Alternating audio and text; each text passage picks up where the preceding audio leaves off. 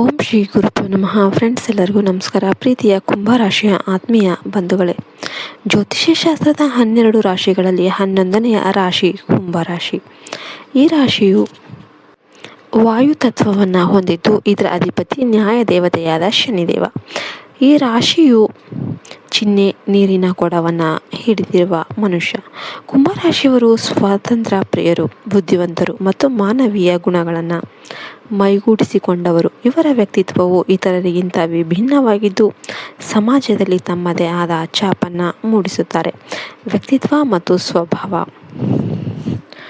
ಕುಂಭರಾಶಿಯವರು ಸ್ವಭಾವತಃ ಸ್ವಲ್ಪ ಗಂಭೀರ ಮತ್ತು ಆಳವಾಗಿ ಯೋಚಿಸುವ ಪ್ರವೃತ್ತಿಯನ್ನು ಹೊಂದಿದವರು.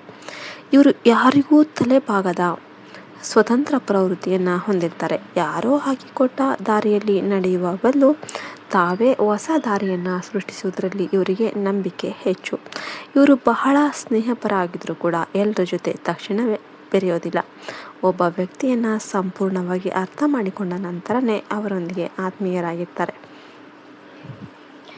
ಇವರಲ್ಲಿರುವ ವಿಶೇಷ ಗುಣ ಏನಪ್ಪ ಅಂದರೆ ಮಾನವೀಯತೆ. ಪ್ರಾಣಿ ಪಕ್ಷಿಗಳ ಮೇಲೆ ಹಾಗೂ ಸಂಕಷ್ಟದಲ್ಲಿರುವ ಮನುಷ್ಯರ ಮೇಲೆ ಇವರಿಗೆ ಅಪಾರ ಕರುಣೆ ಇರುತ್ತೆ.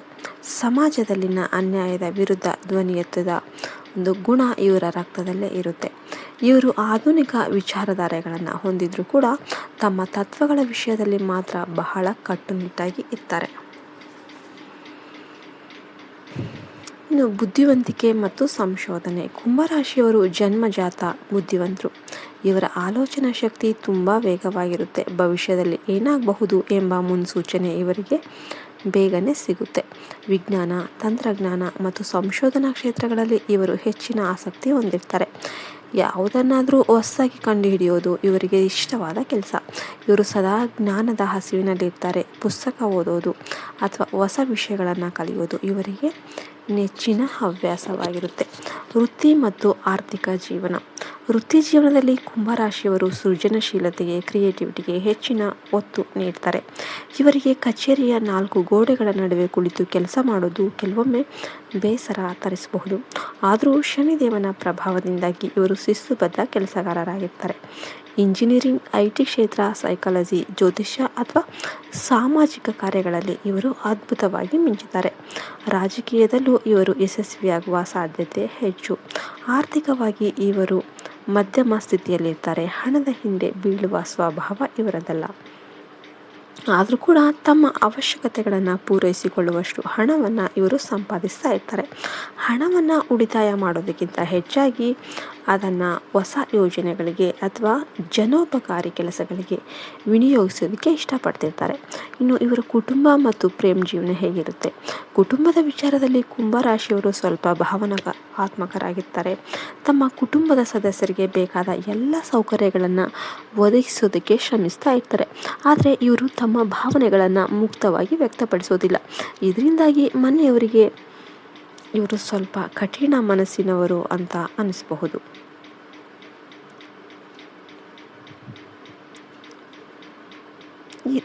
ಇನ್ನು ಹೊಸ ಯೋಜನೆಗಳಿಗೆ ಅಥವಾ ಜನೋಪಕಾರಿ ಕೆಲಸಗಳಿಗೆ ವಿನಿಯೋಗಿಸೋದಕ್ಕೆ ಇವರು ಇಷ್ಟಪಡ್ತಾ ಇರ್ತಾರೆ. ಇನ್ನು ಇವರ ಕುಟುಂಬ ಮತ್ತು ಪ್ರೇಮ ಜೀವನ ಹೇಗೆ ಇರುತ್ತೆ? ಕುಟುಂಬದ ವಿಚಾರದಲ್ಲಿ ಕುಂಭರಾಶಿಯವರು ಸ್ವಲ್ಪ ಭಾವನಾತ್ಮಕವಾಗಿರ್ತಾರೆ.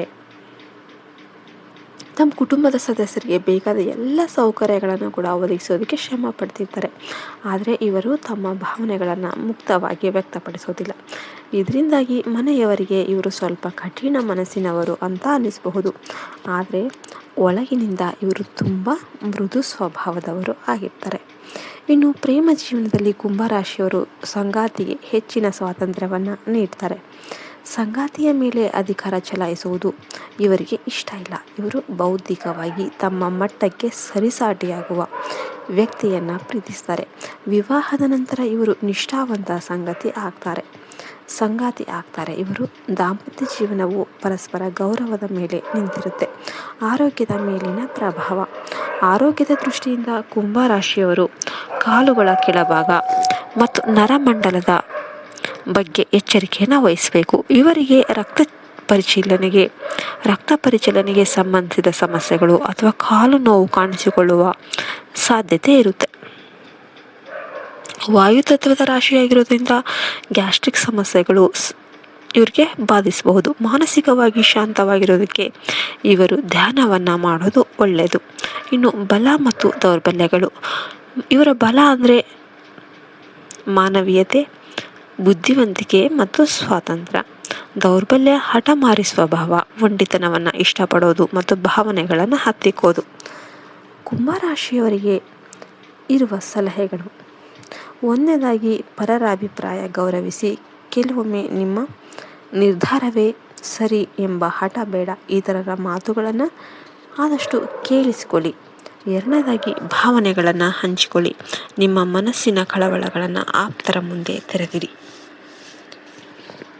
ಇದು ನಿಮ್ಮ ಮಾನಸಿಕ ಹೊರೆಯನ್ನು ಕಡಿಮೆ ಮಾಡುತ್ತೆ. ಮೂರನೇದಾಗಿ ಆರೋಗ್ಯಕ್ಕೆ ಆದ್ಯತೆ ನೀಡಿ. ಅತಿಯಾದ ಕೆಲಸದ ನಡುವೆ ದೇಹಕ್ಕೆ ಬೇಕಾದ ವಿಶ್ರಾಂತಿ ಮತ್ತು ಸರಿಯಾದ ಆಹಾರ ಕ್ರಮವನ್ನು ಮರಿಬೇಡಿ. ಅದೃಷ್ಟದ ಅಂಶಗಳು: ಅದೃಷ್ಟದ ದಿನ ಶನಿವಾರ. ಅದೃಷ್ಟದ ಬಣ್ಣ ಕಡು ನೀಲಿ, ನೇರಳೆ ಮತ್ತು ಕಪ್ಪು. ಅದೃಷ್ಟದ ಸಂಖ್ಯೆ 4, 8 ಮತ್ತು 9. ಅದೃಷ್ಟದ ರತ್ನ ನೀಲಿಮಣಿ, ಬ್ಲೂ ಸಫೈರ್. ಕೊನೆಯದಾಗಿ ಕುಂಭರಾಶಿಯವರೇ, ಸಮಾಜದ ಬದಲಾವಣೆಯ ಹರಿಕಾರರು ನೀವು. ತಮ್ಮ ವಿಶಿಷ್ಟ ಆಲೋಚನೆಗಳಿಂದ ಜಗತ್ತಿಗೆ ಹೊಸ ದಿಕ್ಕನ್ನು ತೋರಿಸುವ ಶಕ್ತಿ ಇವರಿಗಿದೆ. ಸ್ವಲ್ಪ ಹಠಮಾರಿ ಸ್ವಭಾವವನ್ನು ಕಡಿಮೆ ಮಾಡಿಕೊಂಡ್ರೆ ಇವರ ಜೀವನ ಅತ್ಯಂತ ಸುಖಮಯವಾಗಿರುತ್ತೆ. ಸದಾ ಇತರರ ಹಿತವನ್ನು ಬಯಸುವ ಕುಂಭರಾಶಿಯವರು ಸಮಾಜಕ್ಕೆ ದೊಡ್ಡ ಆಸ್ತಿಯಾಗಿರ್ತಾರೆ. ವಿಡಿಯೋ ಇಷ್ಟ ಆಯ್ತು ಅಂದರೆ ವಿಡಿಯೋಗೆ ಲೈಕ್ ಮಾಡಿ. ಜೈ ಶ್ರೀರಾಮ್, ಜೈ ಮಾತಾದಿ ಅಂತ ಕಮೆಂಟ್ ಮಾಡೋದನ್ನು ಮರಿಬೇಡಿ. ಜೈ ಹಿಂದ್, ಜೈ ಭಾರತ್ ಮಾತೆ. ಹರಿ ಓಂ ತತ್ಸತ್. ಸರ್ವೇ ಜನೋ ಸುಖಿನೋ ಭವಂತು.